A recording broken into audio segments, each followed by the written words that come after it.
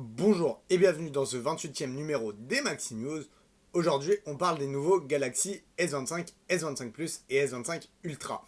Bonjour et bienvenue sur Maxilux, c'est Maxence. J'espère que vous allez bien.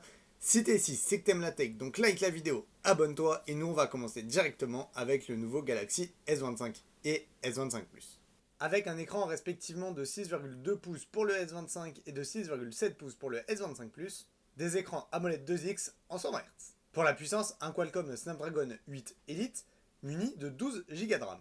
Un stockage de 128, 256 ou 512 Go pour le S25 et de 256 ou 512 pour le S25 Plus. Pour les capteurs photo, on a un grand angle de 50 millions de pixels, un ultra grand angle de 12 millions de pixels, un téléobjectif x2 de 10 millions de pixels et une caméra selfie de 12 millions de pixels.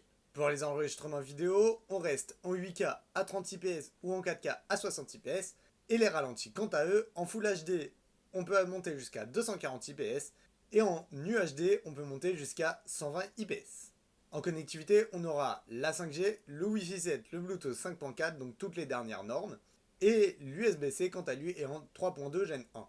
Pour les couleurs, on aura du bleu clair, du bleu nuit et du vert d'eau qui seront disponibles partout dans le commerce, et uniquement sur Samsung.com, on aura du noir absolu, du corail et une couleur qui s'appelle or rose, donc qui est un or très pâle. Pour les prix, le S25 en 128 Go est à 902,05 €. Le S25 toujours en 256 Go est à 962,05 €. Le S25 en 512 Go est à 1082,05 €. Et les S25 Plus, quant à eux, en 256 Go est à 1172,05 € et en 512 Go à 1292,05 €. Les précommandes sont en cours et sa sortie officielle sera le 7 février. Pour son design, je vais en prendre qu'un seul des deux et je vais prendre le S25 normal. Vous voyez, les caméras à l'arrière restent en ligne de 3, ce qui n'a pas changé depuis le S21, avec son flash sur le côté. Sur la tranche droite du téléphone, on retrouve le bouton power et le bouton volume. Sur le dessous, on va retrouver le tiroir nano SIM, le port USB-C, ainsi qu'un haut-parleur et des micros. Et on va parler maintenant de la face avant du téléphone, donc avec des bords qui sont plus fins que l'année précédente si j'ai bien compris. Le poinçon caméra reste en position centrale en haut, et le fond d'écran, ma foi, est juste magnifique. Ça n'a rien à faire dans le design, je suis bien d'accord. Nous, on va passer directement au S25 Ultra. Donc vraiment, ce qui va donner la base de Samsung sur le Ultra haut de gamme cette année. Un écran de 6,9 pouces en Dynamic AMOLED 2X et toujours un taux de rafraîchissement à 120 Hz. Désolé de vous interrompre dans votre visionnage, mais j'ai oublié de parler du processeur.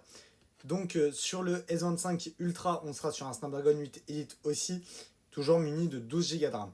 Bon allez, je vous laisse avec la suite de la vidéo. Pour le stockage, on aura 256 Go, 512 Go ou 1 Tera. Dans les capteurs photo, on aura un grand angle de 200 millions de pixels, un ultra grand angle de 50 millions de pixels, un téléobjectif x5 de 50 millions de pixels, un téléobjectif x3 de 10 millions de pixels et une caméra selfie de 12 millions de pixels.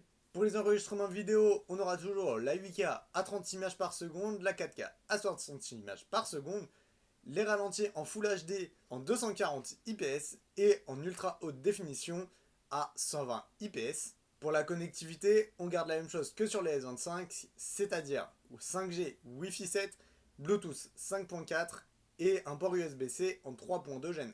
Bien sûr, il est toujours équipé du S Pen comme vous pouvez le voir derrière moi. Pour les couleurs, on aura du bleu titane, du noir titane, du gris titane et de l'argent titane. Et uniquement sur Samsung.com, on aura noir absolu titane, vert titane et or rose titane. Pour les prix, en 256 Go, il commencera à 1472,05 €. En 512 Go, il sera à 1592,05 € et en 1 Tera, il sera à 1832,05 €.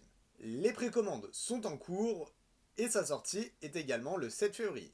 Et là, on va pouvoir en parler un peu plus du design, car il change profondément. Jusqu'à l'année dernière, on avait des bords arrondis sur le côté et des bords plats en haut et en bas. La vision de Samsung sur les S Ultra change et on a maintenant ce design avec des bords plats sur tout le tour de l'appareil, ce qui fait des angles moins saillants en haut. Ils ont repris comme sur leurs autres modèles qui ont des bords plats avec des légers arrondis sur les angles pour permettre de ne pas se faire mal aux mains avec le téléphone. Toujours les 4 capteurs photo avec le focus laser à l'arrière, Ça, le jour où ça change, ce sera un profond changement. En dessous, toujours le tiroir à nano SIM, le port USB-C ainsi qu'un micro et le haut-parleur. Sur la tranche droite, toujours le bouton Power et Volume et rien du tout sur la tranche gauche. Vous noterez qu'on n'a pas parlé de Samsung Galaxy AI. Donc dans cette vidéo, j'essaierai d'en faire une vidéo dédiée la semaine prochaine pour qu'on parle justement de ces nouvelles fonctionnalités d'intelligence artificielle qui ont été présentées par Samsung aujourd'hui. En tout cas, si la vidéo vous a plu, n'hésite pas à t'abonner, à liker. Nous, on se retrouve la semaine prochaine justement pour parler de Galaxy AI.